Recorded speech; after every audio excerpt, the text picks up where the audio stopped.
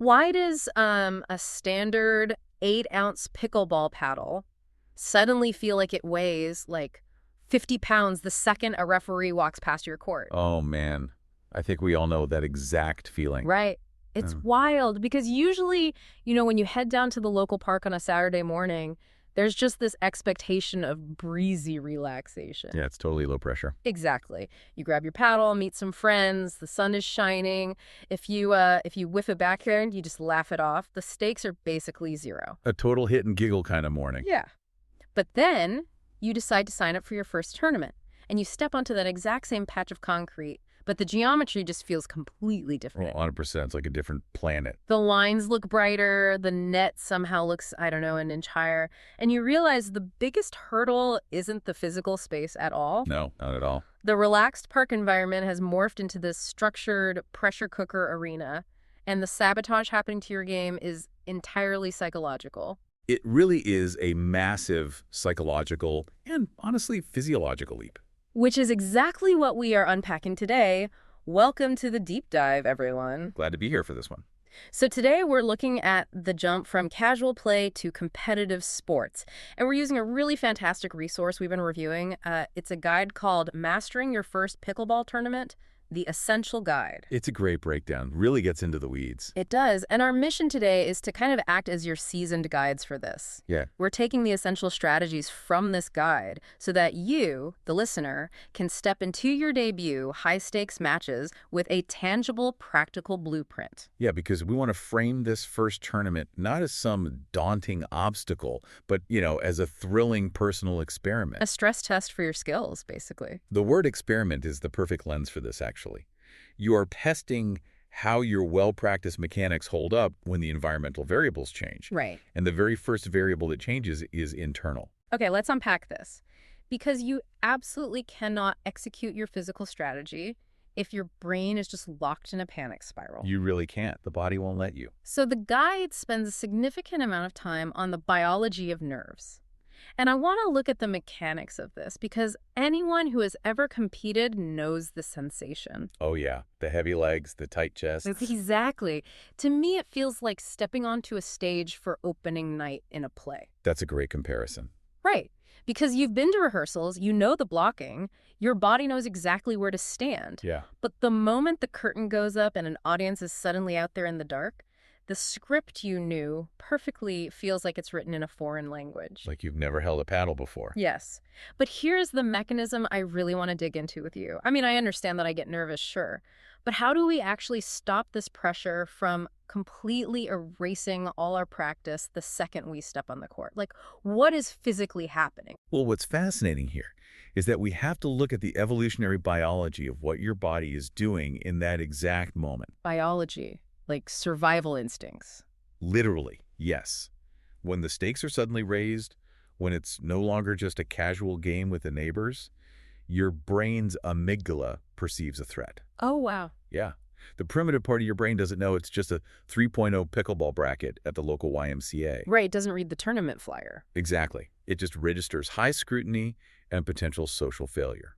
So it triggers a literal fight-or-flight physiological response. So it's treating a pickleball match like a tiger attack. Basically, yeah. Adrenaline dumps into your bloodstream, your heart rate spikes to pump more oxygen, and your breathing gets incredibly shallow. And if I'm reading the underlying science correctly here, that adrenaline dump fundamentally changes where the blood goes in your body, right? It absolutely does. It prioritizes the major muscle groups. Yeah, it shuttles blood and energy to your quads, your chest, your major defense mechanisms, because it thinks you need to literally fight off a predator or sprint away. That is so crazy. And in doing so, it restricts blood flow to your extremities. Wait, like your hands? Your hands, your fingers, your wrists, the exact areas that require nuanced, millimeter-perfect, fine motor control to execute, say, a delicate drop shot. Oh my gosh, so those muscles just get stiff. They become flooded with tension and completely starved of their usual relaxed blood flow.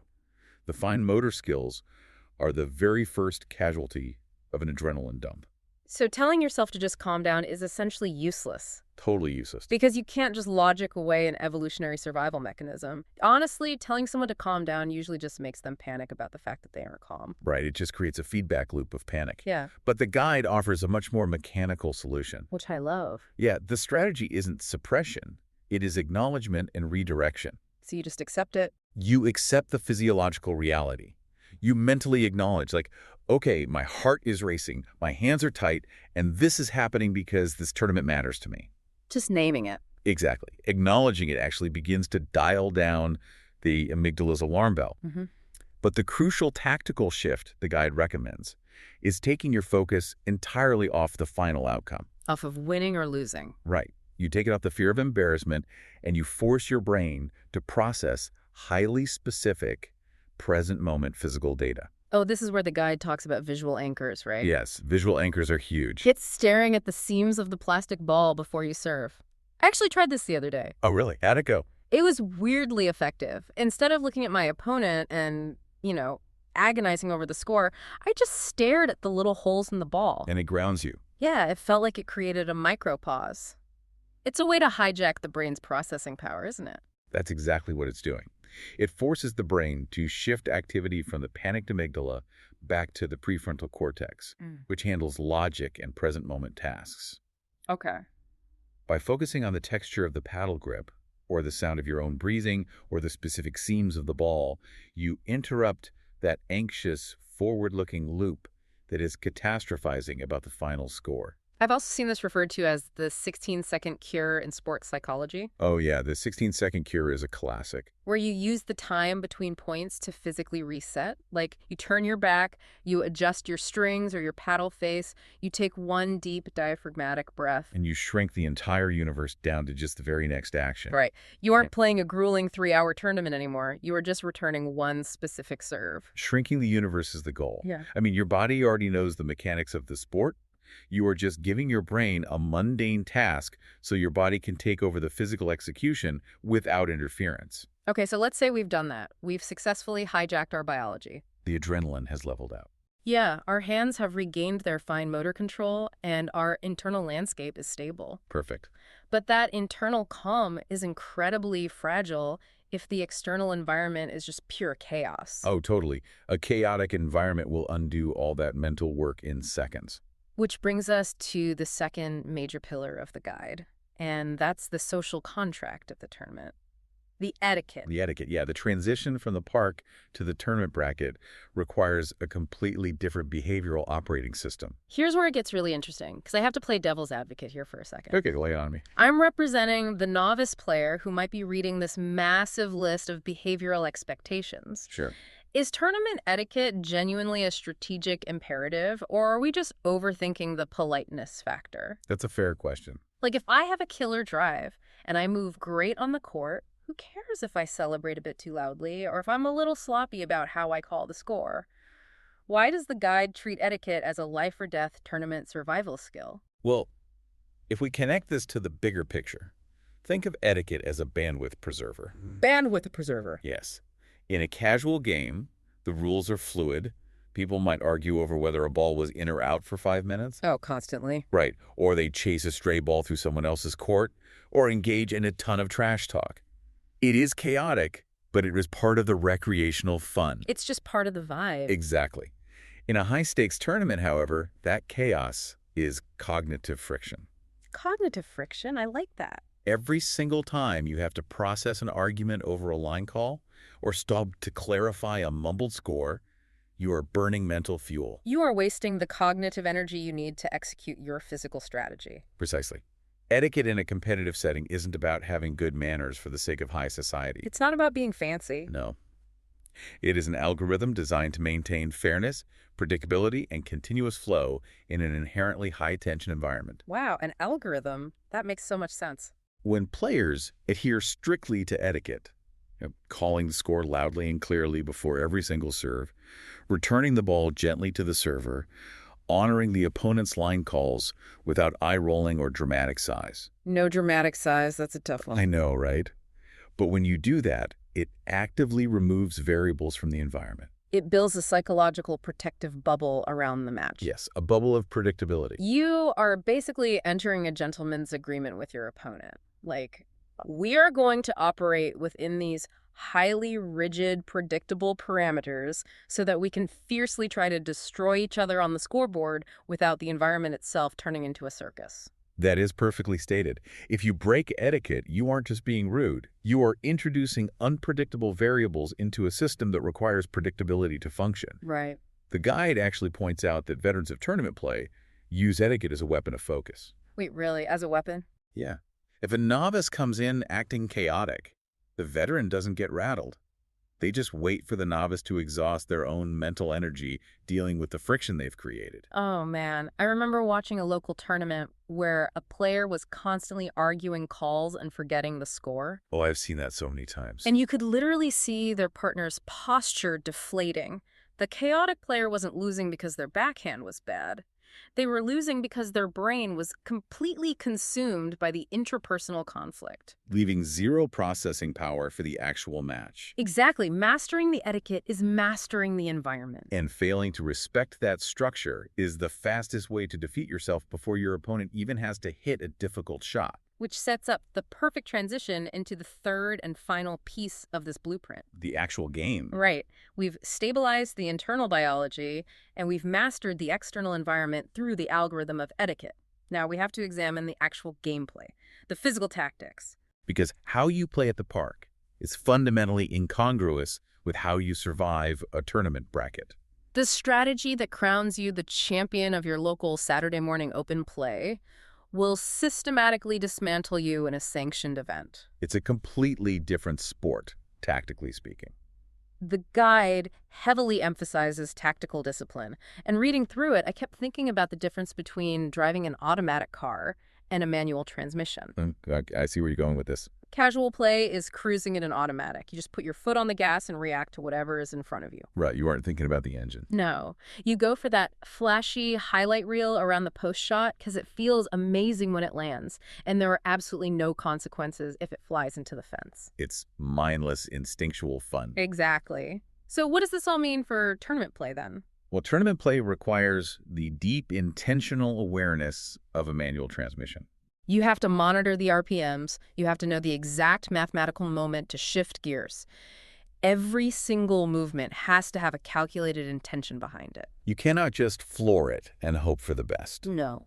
Let's look at why that automatic, flashy style fails under the spotlight. We already established that pressure tightens the muscles, right? Right, the adrenaline dump. So a high-risk shot, like a massive drive down the line with heavy topspin, or a wildly aggressive overhead smash from the baseline. The fun stuff. The fun stuff, yeah.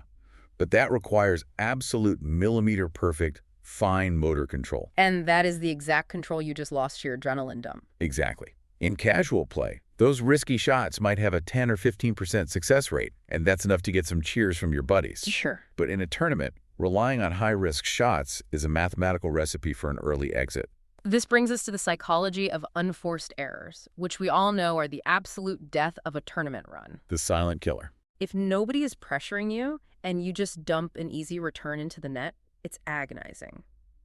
But what fascinated me in the guide wasn't the fact that we make them, but why our brains suddenly decide a low percentage, high-risk drive is a good idea on game point. This raises an important question about what we're actually feeling in that moment. It comes back to that underlying panic we talked about. The fight or flight. Right. The brain wants to escape the stressful situation as quickly as possible. Oh, so it just wants it to end. Yes. A long, drawn-out dink battle at the net requires immense patience and sustained focus. Your brain, wanting to relieve the tension, tricks you into thinking, hey, if I just smash this ball right now, the point will be over and the stress will be gone. Wow. You abandon the safe, calculated shot for the flashy, low-percentage shot simply to end the psychological discomfort. That is a massive light bulb moment for me. We aren't hitting the low percentage shot because we genuinely think it's a strategic masterclass. No, not at all. We are hitting it because we want to run away from the tension of the rally. We are literally letting the adrenaline dictate our shot selection. The player who wins the tournament is rarely the player who hits the most spectacular, audience-gasping winners. Really? Really. The player who wins is almost always the one who acts like a brick wall. They endure the tension, they hit the ball safely over the net, deep into the court over and over and over again. Just boring, consistent shots. Boring wins championships. They wait for the opponent's brain to panic and attempt the low percentage shot. It's a battle of attrition, not a highlight reel. Exactly. The guide actually talks about the concept of playing within yourself. For a novice entering their first tournament, that basically means letting go of your ego. The ego has to go. You have to accept that a winning strategy in a high-stakes match might look incredibly boring to the people sitting in the folding chairs on the sidelines. You have to redefine your personal metric for success. If your metric is hitting shots that make people cheer, you belong in casual play. Stick to Saturday mornings. Yeah, but if your metric is winning the match, your strategy must be rooted in tactical discipline. You rely on the fundamental high-percentage shots that keep the ball in play. Drilling the basics. You drill those simple shots before the tournament until they become deep muscle memory, so that when the adrenaline does hit, your body defaults to safety and consistency rather than panic and power. You're driving the manual car, but you aren't drag racing. You are navigating a very tricky, winding mountain road with total deliberate control. Spot on. You let the other drivers spin out on the tight corners. You let their amygdala do the heavy lifting for you. Exactly. If you keep returning the ball with consistent, unbothered depth, their frustration will build, their tension will rise, and they will inevitably force a shot that isn't there. That is so powerful. So to bring all of this together into a cohesive strategy for the listener, mastering your debut tournament is essentially a three-part harmony of control. First, you control the biology. You acknowledge the adrenaline rush. You accept the physical tension as a normal response to stakes, and you use visual anchors like the seams of the ball to force your brain out of its fear loop and into the present moment. You stabilize the internal machinery before you ever swing the paddle. Second, you control the environment through the strict algorithm of etiquette. You call the score loudly, you respect the line calls, and you refuse to engage in chaotic behavior. Which preserves your mental bandwidth. Exactly, thereby creating a predictable space for high-level execution. You build the psychological bubble. And third, you control your tactics by abandoning the ego of casual play. You embrace the manual transmission mindset, opting for the boring high-percentage shots, and you basically weaponize patience. Letting the pressure force your opponent into making the unforced errors. You redefine winning as discipline rather than spectacle. That's the formula right there. So, for you listening right now, actively preparing for that debut tournament, we hope this removes the mystery from the experience. You've got this. You now possess a highly practical blueprint.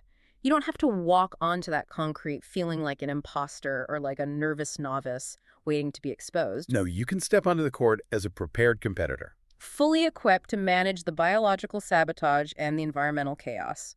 Every single seasoned pro you see out there, the ones who look entirely unbothered on center court. They all started exactly where you are. They had to navigate this exact same psychological leap during their debut. They all felt the 8-ounce paddle turn into 50 pounds. The only difference is they learned to apply these 3 pillars to get the weight back down. It's a rite of passage. But before we wrap up today, I want to leave you with a final thought to chew on. All right, let's hear it. This guide and everything we've dissected today focuses strictly on the mechanics of conquering a sports tournament. It's about surviving the pressure cooker of a pickleball bracket. But think about the broader application of this blueprint. How might the biological control, the bandwidth preservation of etiquette, and the tactical discipline of patience bleed into how you handle high-pressure situations in the rest of your life? Oh, that's a great point. When the adrenaline spikes during a high-stakes boardroom meeting, or when the environment turns chaotic during a difficult negotiation, does the pressure ultimately reveal your panic? Or does the discipline of the game forge a significantly more resilient version of you? Something to think about. Keep stress testing your skills, keep analyzing your reactions, and we will catch you on the next deep dive.